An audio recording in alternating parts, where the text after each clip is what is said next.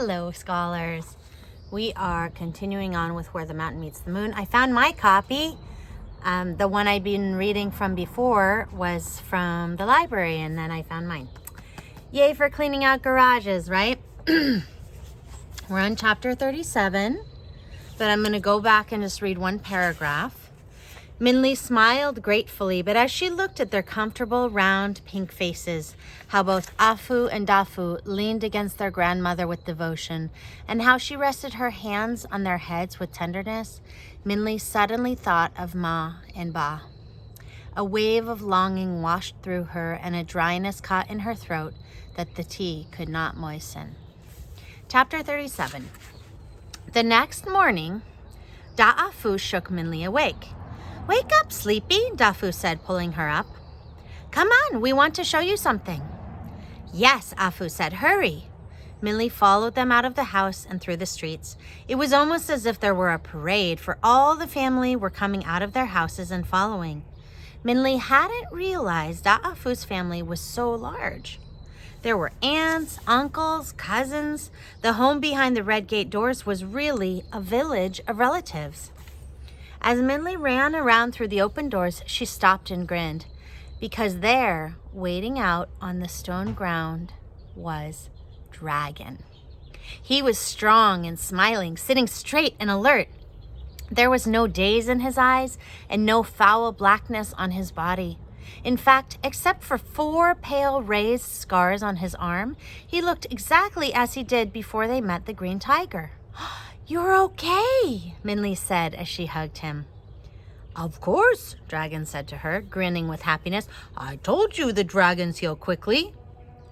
"Yes, they do," Agang said from beside her. After the poison left him, his wounds healed almost immediately.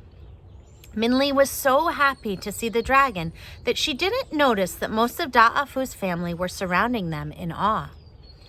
"A dragon," she heard one small boy whisper. "A real one." "We told you," Da'afu murmured to their cousins. "See?"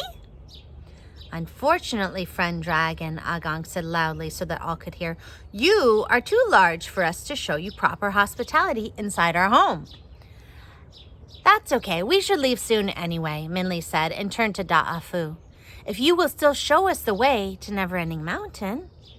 "Of course," they grinned, and Amma said, "Yes, you should leave as soon as you can. The sooner you leave, the sooner you can return to your parents. That would be for the best." Agang nodded when he heard Amma's words. "Breakfast then," he said, "and then we will see our new friends off." So even though the rocky land was cold and windy, the family brought their breakfast of warm rice porridge out to eat. No one wanted to miss a moment of looking at a real dragon. Amma led a large iron pot rolled in on one rough wood platform by 2 of Da'afu's uncles in front of the dragon. The pot was steaming and full, and Minli recognized it as the medicine tea. An aunt carried cups of the tea on 2 trays balanced on her shoulders with a stick for anyone to take. Minli carefully reached for a cup. The fragrant aroma was too tempting to let pass.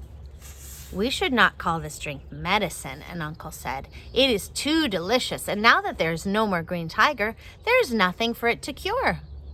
Maybe we should call it well tea." Afu laughed, since the green tiger is down the well. "No," Agang said, "we want to remember our friends, not our enemies." "Then we should call it dragon well tea," Dafu said, "because it made the dragon well." The family all cheered at that, and there was a look of softness in Dragon's eyes that Minli had never seen before. He was unused to kindness, she realized. He had spent most of his years alone and trapped by his flightless body. Too soon breakfast was over, and Minli was packing her possessions into the yellow silk bag the king had given her, while Amma tied supplies onto the backs of Afu and Dafu. "Just in case," she said, slipping in their simple food of rice wrapped up in leaves and salted boiled eggs. "Bring Minli to Neverending Mountain and then come right home." Agang put his hands on Minli's shoulders and said, You're a brave girl, Min-Li, quick and clever, but you have been away from home too long. Go as quickly as you can. Amma wrapped her warm arms around Min-Li, then brought out a warm jacket. For you, she said. We made it while you were sleeping. Your dress is too thin for the mountain. The jacket was multicolored, made of large patches sewn together. Some dark blue, some deep purple, a few bright red. Min-Li smiled thankfully. Already the cold wind was chilling her, but she was hesitant to ask these people for anything since they had already given her so much. As she put it on, she marveled at its warmth. The fabric looked like plain cotton, but she felt as warm as if she had put on a thick fur. Let's go then, Da'afu said, and the boy swung up his arm in excitement. It was only then that Min-Li noticed a large gash missing from his sleeve. She looked at the sleeve of her new coat and the bright red patch that made it, and she gasped. Goodbye, Da'afu's family waved. As they waved, Min-Li saw each of them had missing material in their sleeves. Her goodbyes froze in her throat as she realized her warm coat was made of pieces cut from the family's own clothing. Come on, Afu said, her white hand slipping from her notched sleeve to pull at Min-Li. Hurry up! Yes, Dragon said. We should go so the twins can return to their village as soon as possible. Min-Li nodded, and as she waved a grateful goodbye to the village, a sea of ruined sleeves fluttered back at her. Why don't you take a moment and just think about, what do you think about these people who are so happy and they gave from what they had, even though they didn't have very much, to make her a warm coat?